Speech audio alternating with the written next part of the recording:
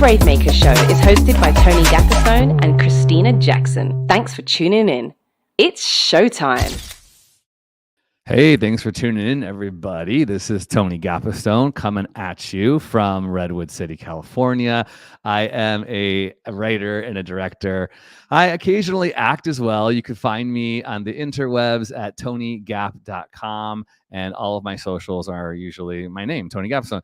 I am a white guy with brown hair, wearing some glasses, and a very simple plain sweatshirt in my very purpley pink studio today, and my pronouns are he, him, his. I love doing this stuff. Thanks for tuning in, whether you're live or listen on the replay. You can catch our podcast on all podcast platforms. And if you want to ever see us, you can watch us live or on the replay on our YouTube channel at bravemaker.org. I'm always with my friend, co-creator, collaborator, actor, producer, things, many, many things. This person is Christina Ray Jackson. Welcome, Christina. Thank you, Tony. I love that. And I'm loving your lighting. That purple lighting is just stunning in there today. Really making that Brave Maker banner pop. Yeah. I'm Christina Jackson. You can find me at ChristinaJackson.com. And I am in my Dublin studio today. That's Dublin, California. I'm an African-American woman rocking the Wakanda cosplay today. More on that later. And I've got some red lips and wild black curly hair. And I'm in front of a faux plant background with all kinds of wonderful creatures. I got butterflies and snakes and gecko lizards. And I'm excited for today's show. I did. They just keep popping up. I'm like, where are you guys coming from? Okay. All right. I kind of think you could do so many cool things, like play with that in the future with different like themes and stuff. That's good. I love it. Let's talk about it. Yeah. If you all are new to the show because you're tuning in for our special guest, which we'll get to in a second, you need to follow Christina K. Ray Cosplay, because every week she surprises us with something different, which is super cool. And I love it. All right, we're going to kick off before we bring in Jared and Jonathan. Christina, how have you braved your way this week? We ask this every week, y'all, because if you have creative goals, you want to make a movie, you want to write a book, you're trying to produce a song, it just takes little baby steps, and you got to do it one at a time. What was it for you this week, Christina? Well, Tony, you and I are doing a little bit of all that, but today I braved my way. Tony, you'll never believe it. After almost 2 years, we have finally dotted all the I's and crossed all the T's on Golden Ray. I was just talking about this today with our intern. I can't believe it. Yeah, it's done. Issue 1, Prisoner of Pioneer. Check for that. Maybe before Christmas. I don't know. I have a meeting with my publicist tonight to see what we're going to do, craft a strategy for the release. I'm just super excited. So that's how I break my way. I almost forgot pronouns, he, she, they. I'm gay, and this is a great day, Tony. Congratulations. How'd you brave your way? Thank you. I got to add so on. Much. Golden Ray is Christina's first comic book, and we've been talking about this for so long, and it's so exciting. And yeah, we need to see that out in the world. So we'll be able to post more links about that soon, and people can pre-order and all that kind of stuff. That's super exciting. That's right. Cool. I have braved my way. So I have been working on feature film stuff for quite some time, and I have this pilot that I have been pitching around that I have now turned into an animated piece that now I'm working on a graphic novel because, I couldn't get it off the ground. It's a good, I think, sample of my writing, but it's not going anywhere. So I was going to turn it into an animated series or a graphic novel. And I am working on that with an animator and illustrator, but I got this bright idea that when we start our acting classes in 2023, that I could actually turn this into a play. So Church Biz is turning into a play, and I'm going to workshop that in our new storytelling in-person class that starts in January, and I'm really stoked about it. I just, it's like one of those things that evolved into so many different forms. Love it. So I'm writing Church Biz as a play. So, and Christina, you have a role in it, so we'll talk more. Are you adding playwright to your titles, Tony? I guess so. My gosh. Here you go. Do whatever you have to do, people, to get your creative goals out there. Speaking of that, stories. Yes, right. We have 2 creative people who are doing just that. They are Emmy-nominated filmmakers. They have done the tour of many of the iconic and well-known film festivals that you're familiar with, from Tribeca to South by Southwest to Sundance. And they have a new documentary, a feature-length documentary coming out called Clean Slate. And they are our featured filmmakers at our November event, November 30th in Redwood City, California. To premiere it, we're so excited to have filmmaker Jared Callahan and Jonathan Pickett. Welcome. Yo. Welcome to the show. How's it going? So good. I'm going to have you all do your introductions. You can do your visual description for those who are here or visually impaired in some way, and then your pronouns and where you're videoing in from. We'll do you, Jared, first. Great. Oh, it's great to be here. My name is Jared Callahan. My pronouns are he, him, his. I am coming to you live from my office that's out on a farm just south of Oakland, California. And I am wearing a red and black flannel shirt and a San Diego Padres brown and gold hat. Yes. Jonathan. Hello, I'm Jonathan. Pronouns are he, him, his. I'm coming to you from the best city in the world, San Diego. Anyone that disagrees is incorrect. And I'm a young white dude with a mustache and a long sleeve t-shirt and semi-trendy, attempting to be trendy mullet type haircut. Mullet and stash, everybody. Well, and a stash, yes. By the way, Tony, I'm like 90% sure that I read a draft of Church Biz in like yes, you did. 2017 or 18. You sure did. It's been around the block, dude. That's so cool. Louise. Yeah. Well, let's jump right in, and I'll start with Jared. So you guys have a very colorful career here in film, but we'd love to know, where were you born and raised, and how has your journey uniquely prepared you for the work you're doing today? We'll start with Jared, and then we'll throw it over to Jonathan. San Diego is home. I was born down there and spent a lot of adult life there, and I was raised in Northern California, just south of Sacramento. And I'm uniquely built or created to do this is I love stories. I was kind of bummed when like storyteller got so trendy to introduce yourself as, just because I feel so seen by it. It's so accurate. I just love absorbing stories in any way, form, or fashion. But I also just love telling a good story, and then in documentary filmmaking, stumbling into them. So I'm excited to talk about this film or have people see it. But for me, I just probably at my very best, I'm brainstorming story ideas, workshopping people's scripts or ideas, and just writing down everything that comes into my brain, and then hoping to find something that works is like my favorite thing in the whole world. I love that, Jared. You're in the right place. That's what Tony and I love the best, storytelling. Beautiful. I'll go. My name is Jonathan again. I was born in Santa Clarita, which is like a little suburb town right outside LA, and came to filmmaking through like making skateboard videos with friends. I feel like a lot of filmmakers that are like kind of around my age or in their 30s either came through like skate videos, making skate videos, or making church videos. And I kind of came through both, but mostly skating, like filming and editing with friends. And went to school and did broadcast journalism. So I really, I loved journalism. I loved talking to people and kind of figuring out, like I was the arts and entertainment editor. So I really liked seeing the ways that people could express themselves through creativity and what that would say about the person or the context where they were. And since then have developed, broadcast journalism is kind of like documentary, but like in a news capacity. So that's transformed into a love of documentary. And now I love making documentary films and love even like street photography, which feels like an extension of documentary. So I've been really inspired by it, taking my camera and trying to, if I'm just going on a walk or going somewhere, I was taking my camera and talking to people and trying to get to know people. It feels like documentary is like filmmaking when like relationship is almost like centered and taking priority because it's so communal and relational. Both of your presence online is very visual and grounded in this sort of humanity of storytelling. And I agree with you, Jared. There's a lot of like nudge mocking that could happen when we continually call ourselves storytellers, but it's just the reality of life. Like we exist on stories, and those of us who are prone to putting those stories on a film, it's so fun. So you all have a cool history of making a bunch of shorts. And now, is this your first feature, or have you done a feature before? This is the very first one? This is my third feature doc.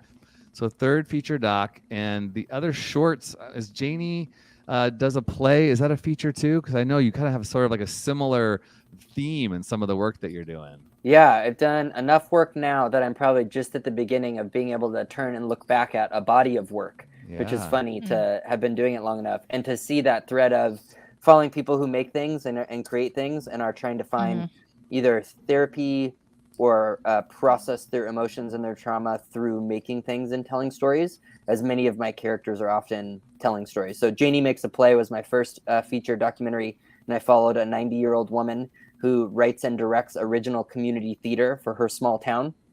And it's good. It's just like it's the most charming movie you'll ever see. She's the kind of person who'd laugh at her own jokes, and she had a little like a Texas drawl, and she's great. So Janie Makes a Play is on Vimeo on demand. And then our second one was called Sometimes I Shake. And that was a documentary that followed a mentor of mine who is in his late 40s who had Parkinson's disease, but he was a big band jazz conductor. So his body would shake while he really needed his body. And then he received the unfortunate additional diagnosis of ALS. And so as he was told that his life would have a end date that was coming soon, he invited me to film the rest of his life. And so Janie Makes the Play and Sometimes I Shake are the two feature films that came out before this one. And they have heart. We have a theme. We tell stories about people that have heart and are honest with you. So it's good. So you can find more about Jonathan and Jared's company, People Media. I'll say that again. People Media. It's just so fun. The word people twice. So you care about people. Let's watch a trailer to this upcoming film. And it comes out in December, VOD. But y'all, you need to watch this film with an audience, with people, and talk about it afterward, right? So that's what Bravemaker does, is we love to host filmmakers and then have these important conversations. Christina and I will be there hosting the conversation, and we have some really cool special guests that are going to join us afterward that I'll share about that when we come back. So let's watch Clean Slate. I was technically dead for 8 minutes of a overdose. Well, I got shot and I was dead for like 10. We don't like to admit that we have a drug problem. I feel like I'm in over my head. Because we can change this. But on the day, we're shooting this and praying to God we get our coverage.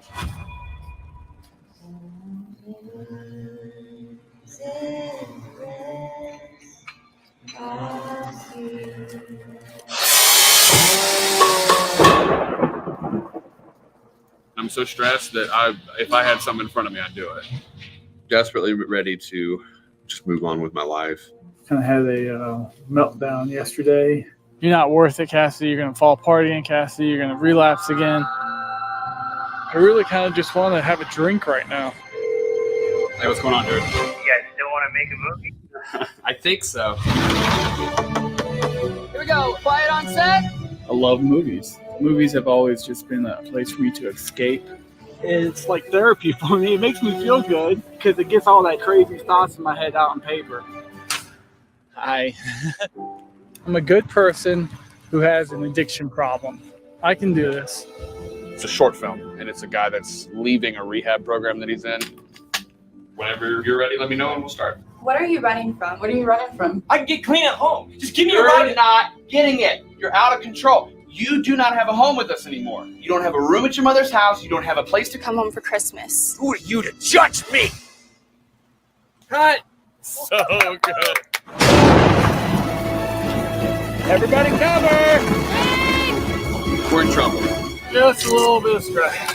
I got it. You ready? Clear the road. And action. I think that's why no one makes movies in rehab, because it's impossible. You can do this.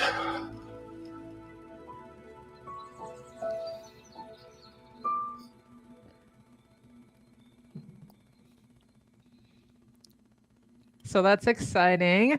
I just want to say films with heart, as a humble filmmaker, I think are the only films worth making. So what can viewers expect to absorb from the story told in Clean Slate? Oh man, we found the world of recovery is they're always on the razor's edge of emotion. I feel like they would laugh, cry, laugh in the same hour and oscillate between the deepest traumas and the deepest joys. And so the movie really captures that. I feel like when you come see this film, hopefully at the Brave Maker screening, is you get to be transported with a group of people into a world that many of us would never be otherwise. And I feel like it's a real fly on the wall to the realities of residential recovery. Some of them chose to be there, but many of them were court mandated to be there and were required to be there.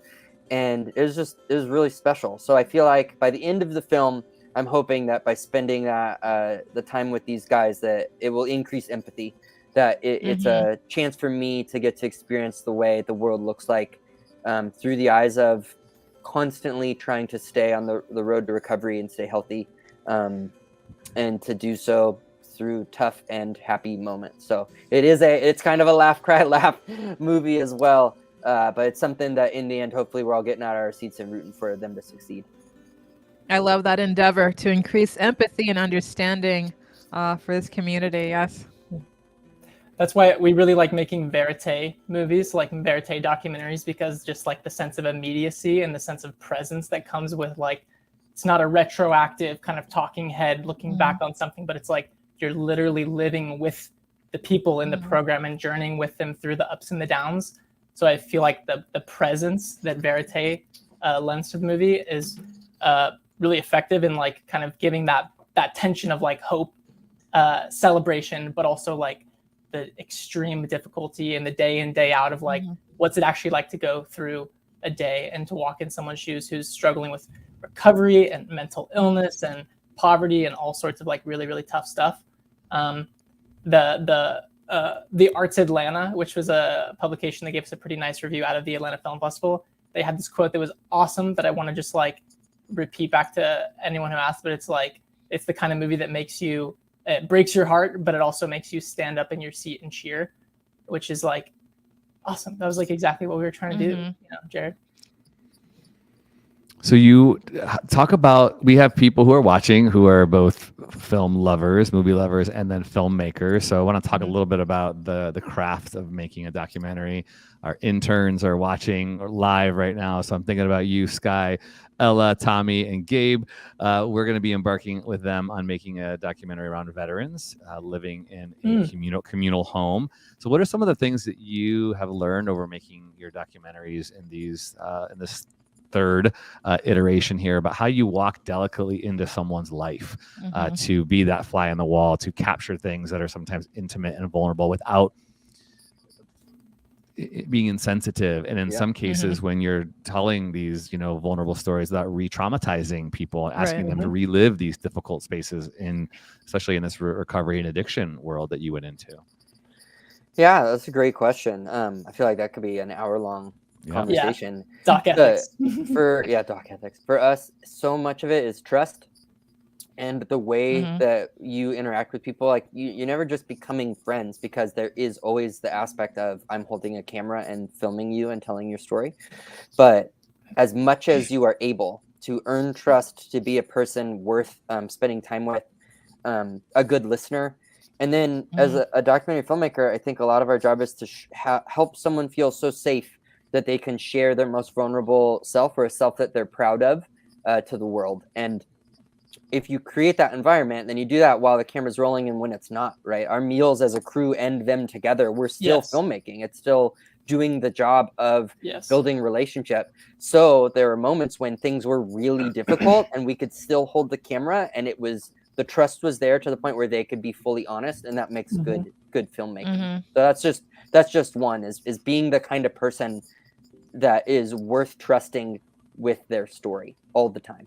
Jonathan, what do you think about that? What's a lesson? Yeah, that's pretty much what I would say. I feel like if I were to like set out and make another doc tomorrow, I would consider like 50% of the process is relationship building, and then 50% is actually nuts and bolts filming, editing. I feel like documentaries live or die on like the trust that you can build and the honesty and the back and forth relationship.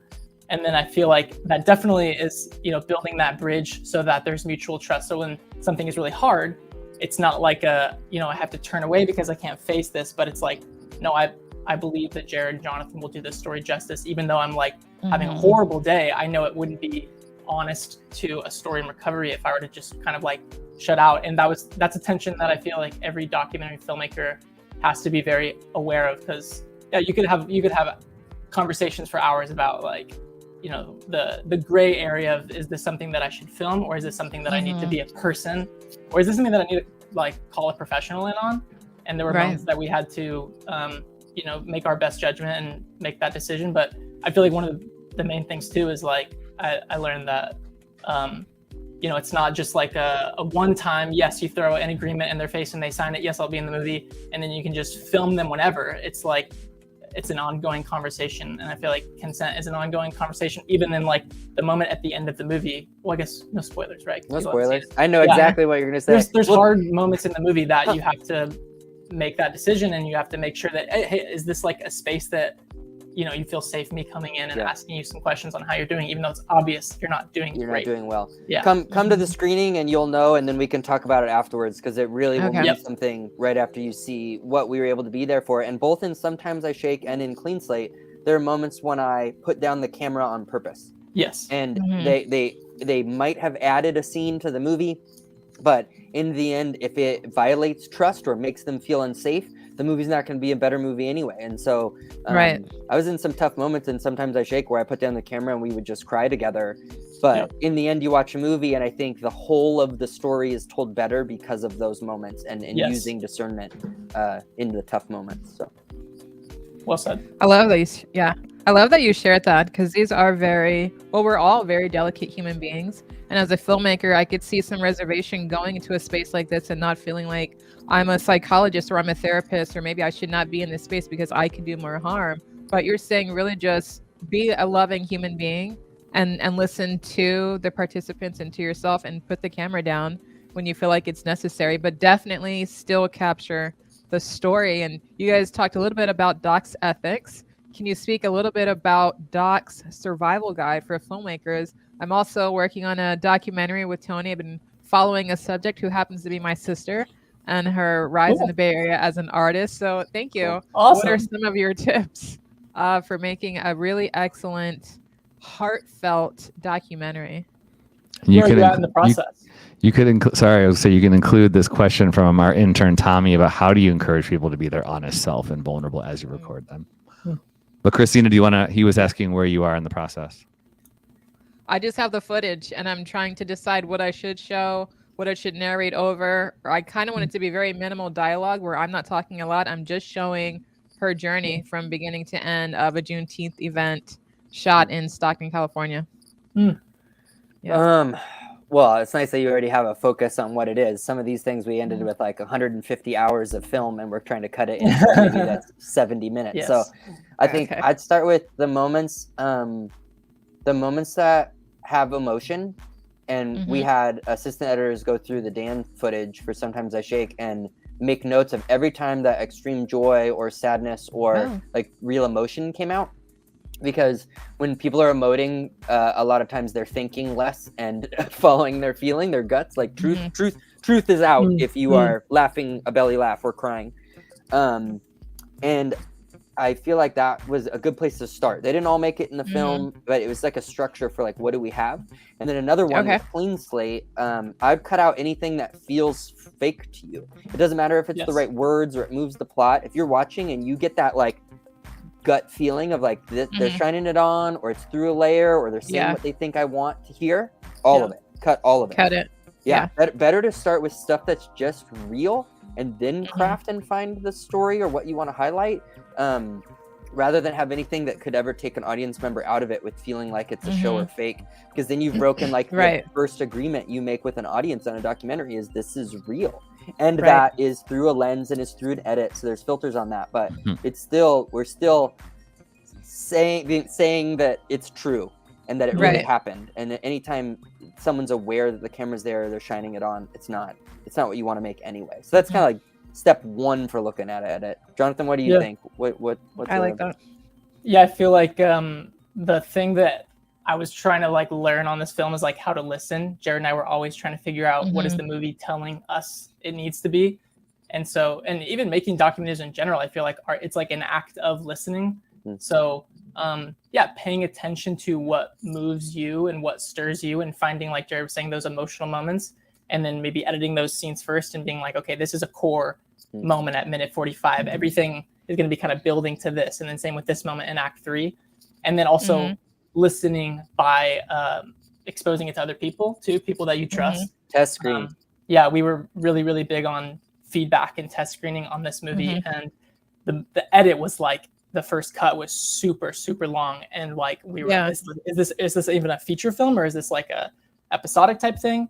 And I think the more that we showed it to people that we trusted and listened to what we were feeling when watching it with an audience, and then also what the audience was saying to us, it really helped us distill it into smaller, cut this. This is your actual story. And it's like, editing documentary is like, it's not construction. It's like distilling. It's finding like the angel in the marble, cutting away until you find what's beautiful.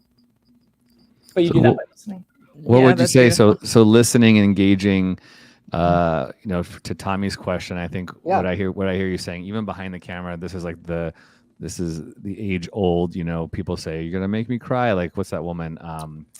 Barbara Walters was kind of infamous for sitting on a couch and listening, just like shaking her head, and didn't have to say anything, but would ask a question, open ending, and all of a sudden people would cry.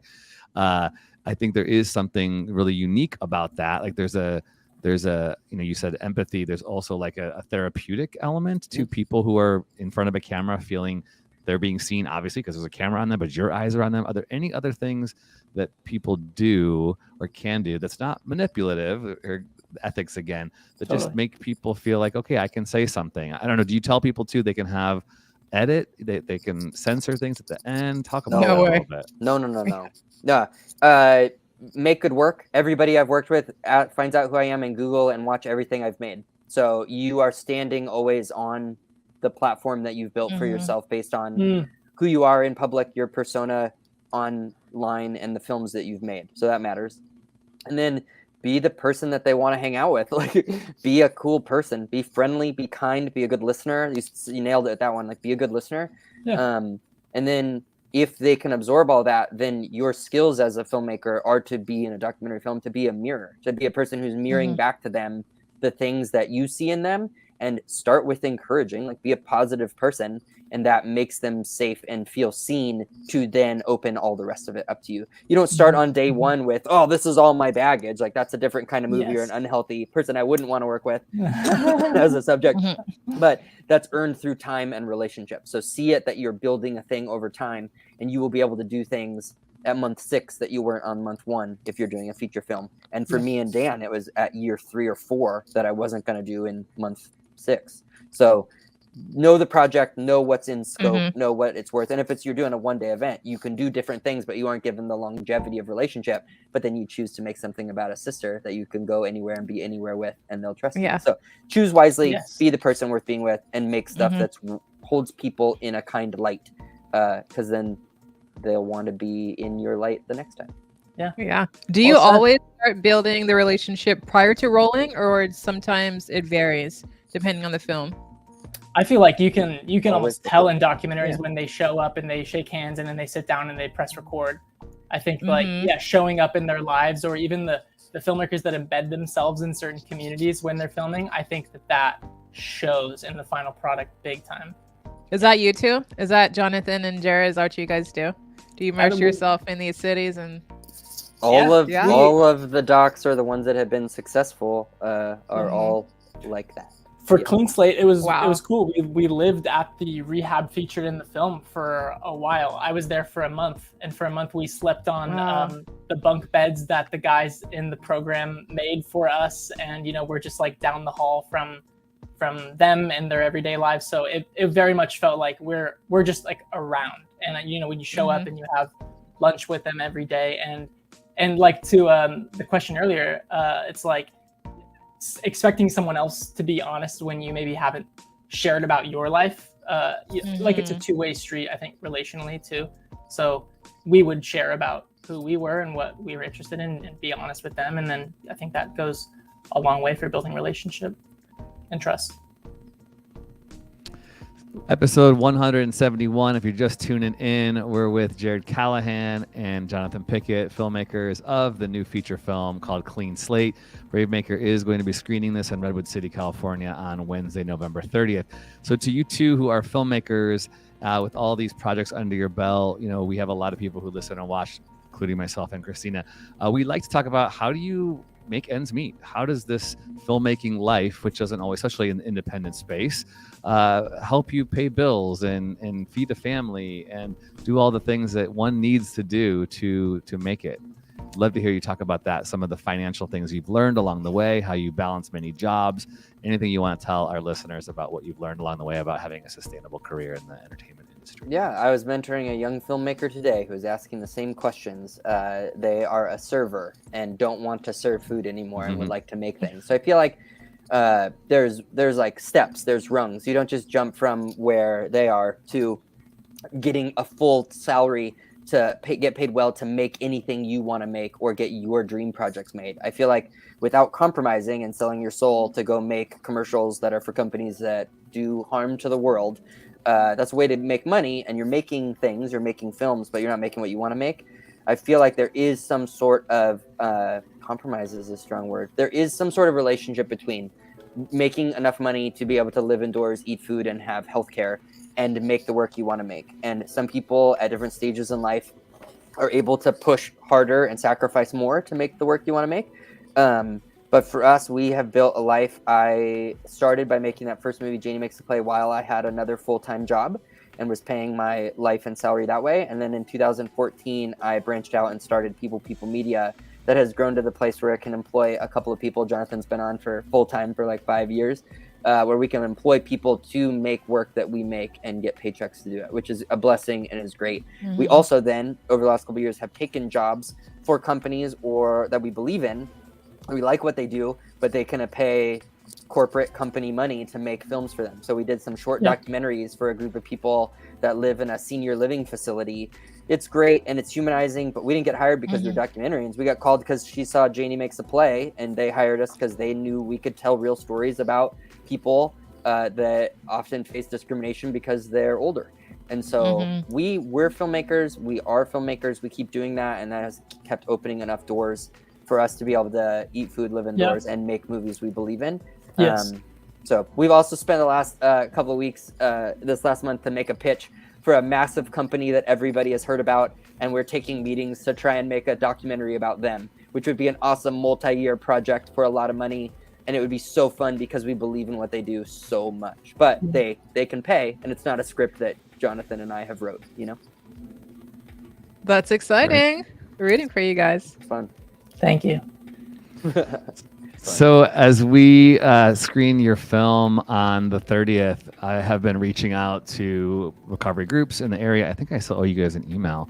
One of you emailed me, but I have been inviting people who love someone in recovery, some people who are in recovery. I've invited sponsors. We do have a woman who found herself on the street and then went to recovery group and now is a sponsor. She's going to be on the panel with us. Her name is Sean Sheeran. Amazing. And then an organization that I had the honor of starting in 2001 called Street Life is going to be there as well to enlist volunteers who want to help people who are in recovery. They have a program called what is it called? I'm blanking right now. They just got a grant for $1 million. It's like homeless to housed or something like that. Way to go. And they're going to be talking about how we can help people in the Redwood City area get into spaces for their own health. But for you two, as we, invite people to come, documentaries I think are growing in appeal and attraction. They're becoming more and more cool and sexy. What would you say, or what do you want to say to people who are trying to figure out what do they want to do on Wednesday, November 11th? Why would people want to come? What can we get out of it? How can we be pitching this to other people to come sit in a dark, crowded theater and watch this awesome story that you two have brought to the screen? Dude, first things first, I think we need to make T-shirts that say "documentaries are sexy." There you go, That, baby. that Branded right would here. surprise my I spouse. would I buy don't think that she t-shirt. believes that. Right here, right here. I Come caught that. on. You can't It's sneak that Ken by us, Burns' Tony. face. I caught that. I think there's something really holy special about watching movies in theaters with other people, and I think we've all communally suffered over the last couple years of the pandemic waning and ongoing pandemic concerns, where we lost that, and we lost movie theaters, and we lost watching things with people, and we lost the magic of what Bravemaker does and what film festivals do, is talkbacks, conversations with the filmmakers. And the conversation afterwards is honestly, that's one of my favorite things in the world. I made a favorite things list, and I think number 3 was watch things with people and discuss it, because that is the juice. That is the point. It is. That's why we do this. That's why we make things. That's why Jonathan and I have spent years on this film in a dark room by ourselves editing a movie, so that you can come out on that Wednesday night, watch it for 80 minutes, and have your life tweaked or changed or altered a little bit, and talk about this subject. So I would hope that of all the things that you could be watching and doing, the tapping into the magic of the movie theater and coming out and watching something sound and look as good as it does on a big screen, and then get to laugh and respond to the film with a group of people is just so special. So coming out for on the 30th, it would be an honor, and I'll be there. I'll drive down there and be so excited to watch it with y'all, and then talk about it afterwards is just the best. Jonathan, what do you think? Why do people I have need to nothing to add. I was just going to say, that's it. I was just going to say, support indie movies. It's a celebration of movies, like Jared was saying, kind of like, the Fablemans and Empire of Light. There's all these movies coming out right now that are like, it's like reflecting almost back on the pandemic experience and how this is such a needed thing. It very much has that, and hopefully you laugh and cry at the same time.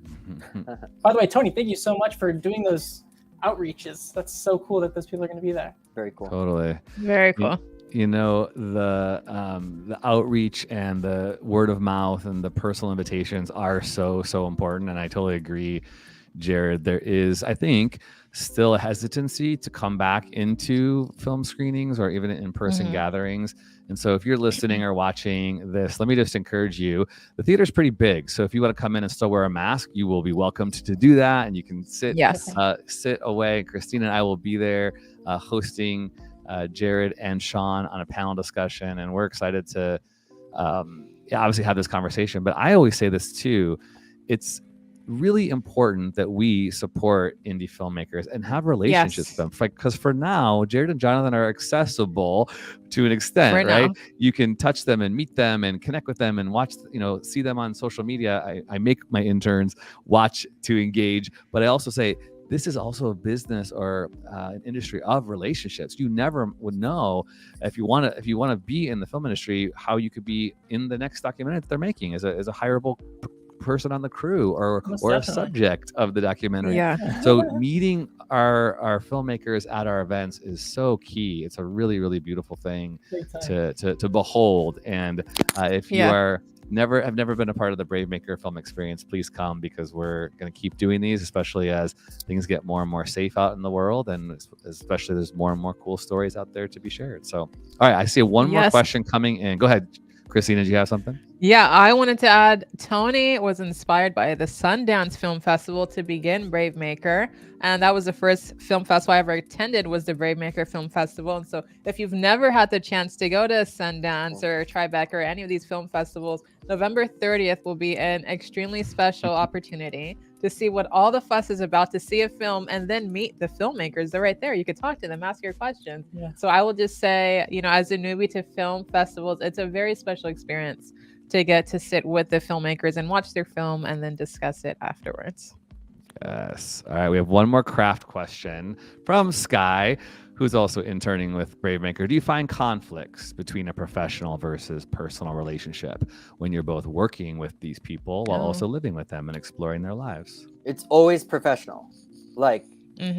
It's always professional. Right. And for the people that I have been in a personal relationship with, much like Christina, and then done something with film, very clearly stated what the relationship means, and that I'm not exploiting, but I'm holding up. I would ask questions. I'd always give them the ability. They don't have the edit power, but they have the ability to not answer anything they don't feel comfortable. It's not a gotcha. I've never, even with these guys, sometimes it's not a gotcha. If you need to pause, we have editing. You can pause and think as much as you need to answer. I'm here to help you, and we're on the same team to make something as good as we can. And that changes the relationship. It's not me versus you. It's not something that we're competing. It's we're together. We're on the same team and we're building something together. That it's always professional, and it personal comes in and bleeds in, and you have, because we're humans and you have relationships. But in the end, I was there to make this as a professional and clean slate, and in the end, it is a product. So I need to treat it as such, and to be as best at that as I can be. I'm going to be as personable as I can be.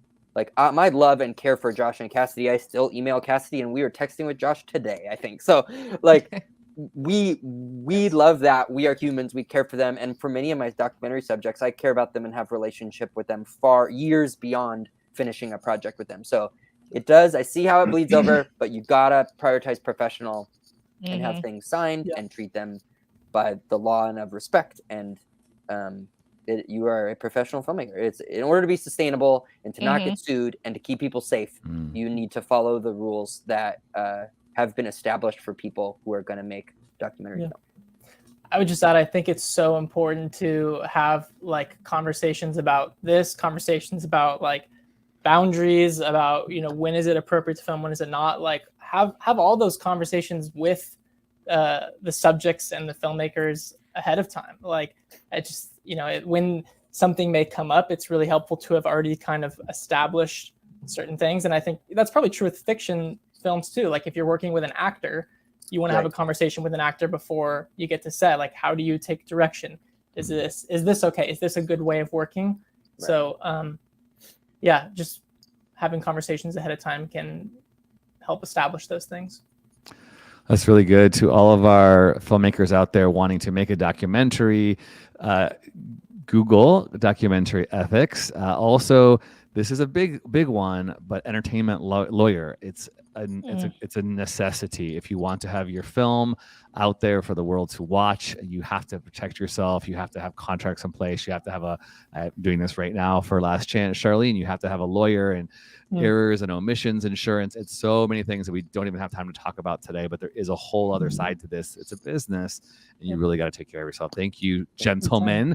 Episode 171, Clean Slate. We're really excited to have you 2 weeks from today, everybody. So get your tickets at bravemaker.com. Join Christina and me for the panel discussion, hosting Jared. We'll be having a red carpet there as well, and some other fun press things happening. Come be a part of it. We're really excited for you guys. Congratulations on your third feature film. And stay tuned for our final segment of the show. Brave Faves. TV shows, films, books, songs, technology, clothing, podcast, food, and more. These are a few of our favorite people, places, and things. Brave Faves. All right, I have two Brave Faves. I'm not certain which one Tony is going to pull up, but I will first talk about the cosplay. Black Panther is back. Now, if you have not seen the latest Black Panther movie, go watch the first one and then race to theaters in person. I went with my whole family. My grandmother's birthday was Friday, and we were all in theaters to watch the premiere of Wakanda Forever. It is a visually stunning film and a very intriguing story, which I won't touch on, as I don't think Jared or Jonathan have seen it yet. We promised no spoilers today, so no spoilers, but it's a very incredible film.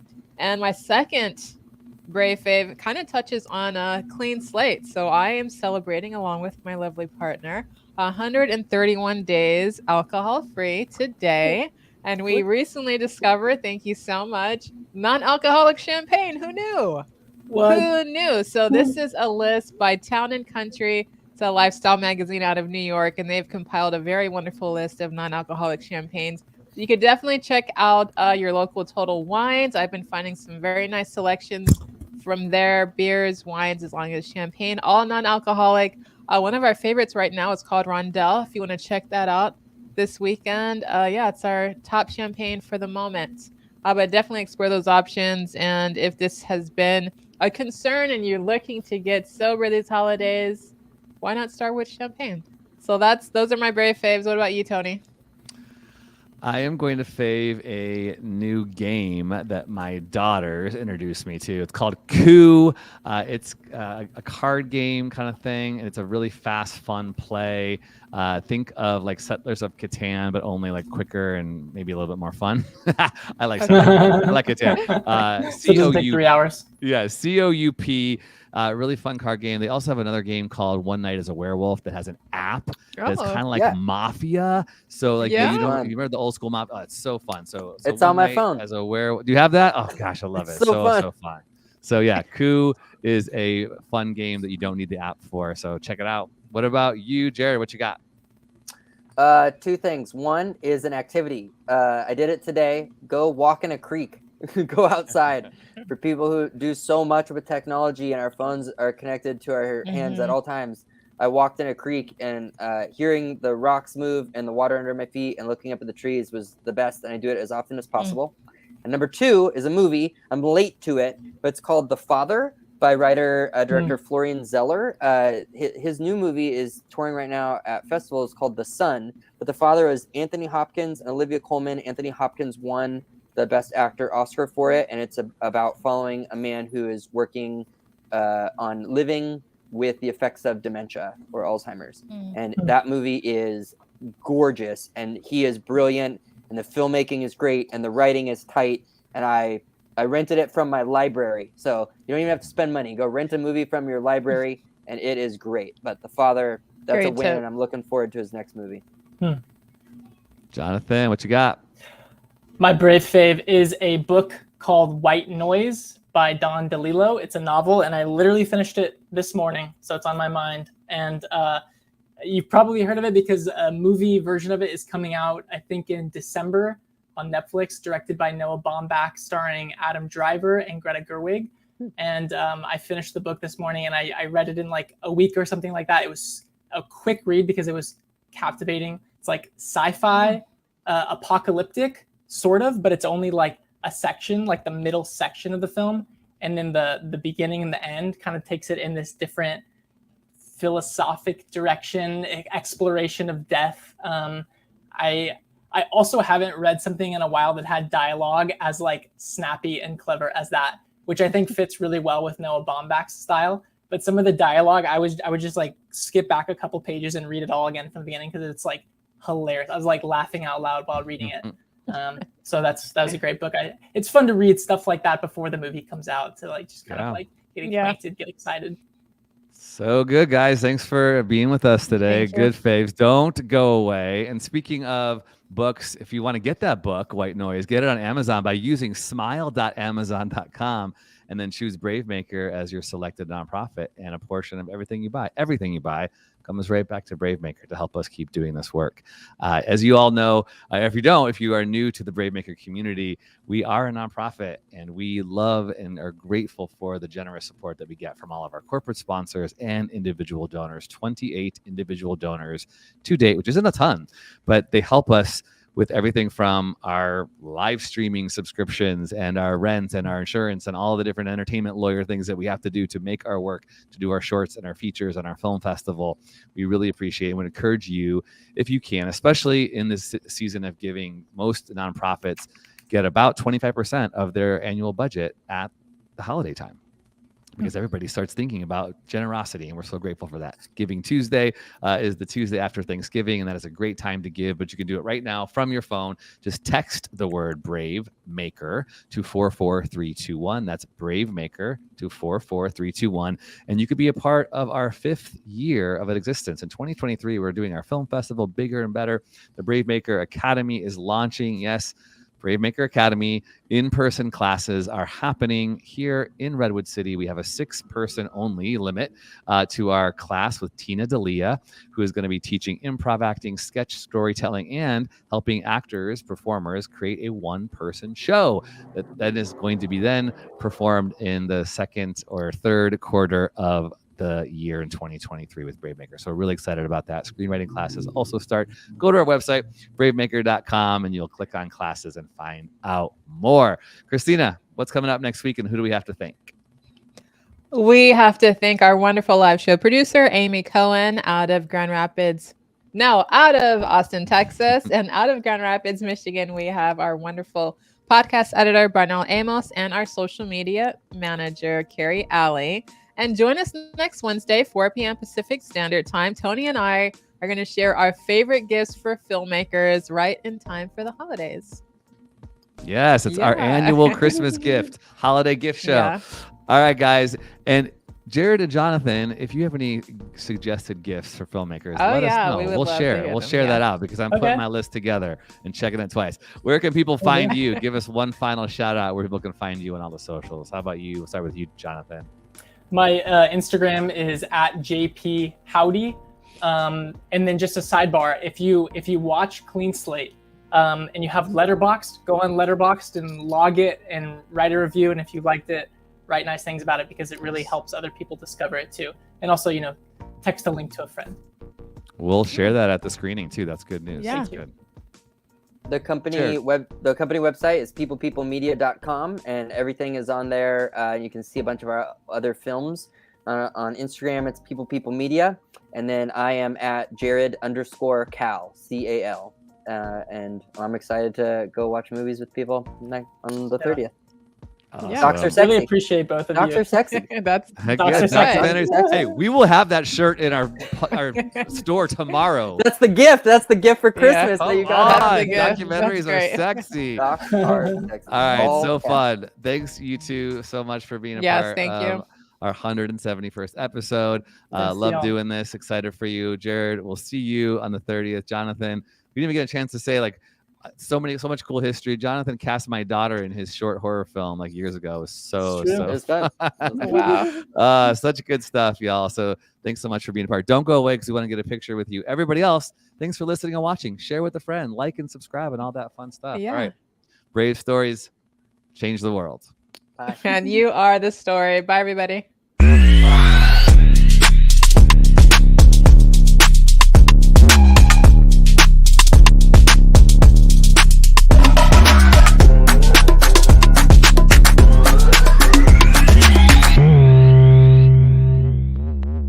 Follow us on Instagram, Twitter, YouTube, and Facebook at bravemaker.org. Like, subscribe, and share. To become a monthly donor, text the word BRAVEMAKER to 44321 or go to bravemaker.com/donate. Thanks for tuning in.